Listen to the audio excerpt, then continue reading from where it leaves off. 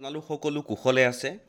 আজি আপোনালোকে নিশ্চয়কৈ থাম্বনেইলটো দেখি গম পাইছে যে এটা গুৰুত্বপূৰ্ণ ইনফৰমেশ্যনৰ বিষয়ে আপোনালোকক জনাবলৈ যত্ন কৰিম দেখুৱাবলৈ লৈ আছো চাওক কৰ্মচাৰীসকলৰ 18 মাহৰ বকেয়াক লৈ চৰকাৰে প্ৰকাশ কৰিছে এটা নতুন খবৰ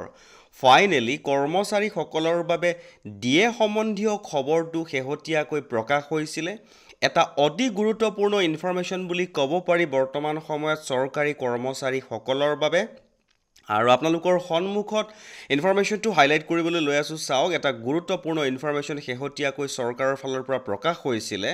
ফাইনান্স মিনিষ্ট্ৰীয়ে ক'লে যে এই ইনষ্টলমেণ্টসমূহ ফ্ৰিজ কৰাৰ সিদ্ধান্তটো লোৱা হৈছিল কোভিড-19 পেণ্ডেমিকৰ পৰিপ্ৰেক্ষিতত যিয়ে গুৰুত্বপূৰ্ণ ইকনমিক ডিসৰাপশ্যন সৃষ্টি কৰিছিল আৰু গভৰ্ণমেণ্টৰ ফাইনান্সৰ ওপৰত চাপ কমাবলৈ ব্যৱস্থা ল'বলৈ বাধ্য কৰিছিল ডিপাৰ্টমেণ্ট অফ এক্সপেণ্ডিচাৰে যোৱা 15 এপ্ৰিল 2026 তাৰিখে অফিচিয়েল কমিউনিকেশ্যন হিচাপে এই বিষয়টো ৰিপ্ৰেজেণ্টেশ্যনৰ উত্তৰ দিছিল য'ত DA/DR এৰিয়াৰ্ছৰ বিষয়টো উত্থাপন কৰা হৈছিল এই ৰিপ্ৰেজেণ্টেশ্যনত জানুৱাৰী 2020 জুলাই 2020 জানুৱাৰী 2021 লৈ ডিউ হৈ থকা কৰ্মচাৰীসকলৰ DA/DRৰ ফ্ৰজেন ইনষ্টলমেণ্টসমূহৰ বিষয়ে উল্লেখ আছিল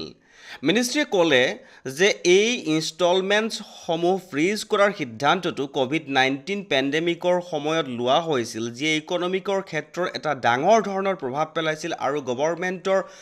যি ফাইনান্সৰ ওপৰত প্ৰেছাৰ হৈছিল সেই প্ৰেছাৰটো কমাবলৈ বা চাপটো কমাবলৈ এনে ধৰণৰ পদক্ষেপ ল'ব লগা হৈছিল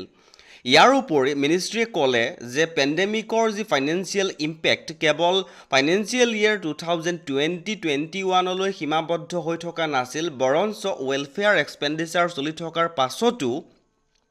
ইয়াৰ প্ৰভাৱ পৰি আছিল সেয়েহে DA/DR এৰিয়াৰ্ছ মুকলি কৰাৰ বাবে ফেচিবল নহয় বুলি ধৰা হোৱা নাছিল 2020 চনৰ পেণ্ডেমিকৰ এডভান্স ফাইনেন্সিয়েল ইম্পেক্ট আৰু গভৰ্ণমেণ্টেল ৱেলফেয়াৰ মেজাৰ্ছৰ ফাইনেন্সিঙৰ বাবে fiscal spill over financial year 2020-21 পাছতো চলি আছিল সেয়েহে DA/DR এৰিয়াৰ্ছৰ মুকলি কৰা ফেচিবল নহয় বুলি বিবেচনা কৰা হোৱা নাছিল তে শেহতীয়াকৈ এতিয়াও স্পষ্ট হোৱা নাই কথাটো যে কৰ্মচাৰীসকলৰ যি DA সেইটো চৰকাৰে বৰ্তমান সময়ত অনাগত দিনত কৰ্মচাৰীসকলক 18 মাহৰ DAটো প্ৰদান কৰিবনে নকৰে এটা গুৰুত্বপূৰ্ণ ইনফৰমেশ্যনৰ বিষয়ে অৱগত হোৱাৰ লগে লগে আপোনালোকৰ সৈতে শ্বেয়াৰ কৰিলোঁ আৰু যদি আগলৈকো এনেকুৱা কিছুমান গুৰুত্বপূৰ্ণ ইনফৰমেশ্যন আপোনালোকে পলকতে পাই থকাটো বিচাৰে তেনেহ'লে আমাৰ চেনেলটো ছাবস্ক্ৰাইব কৰি হাতত ৰাখিব বুলি আশা ৰাখিলোঁ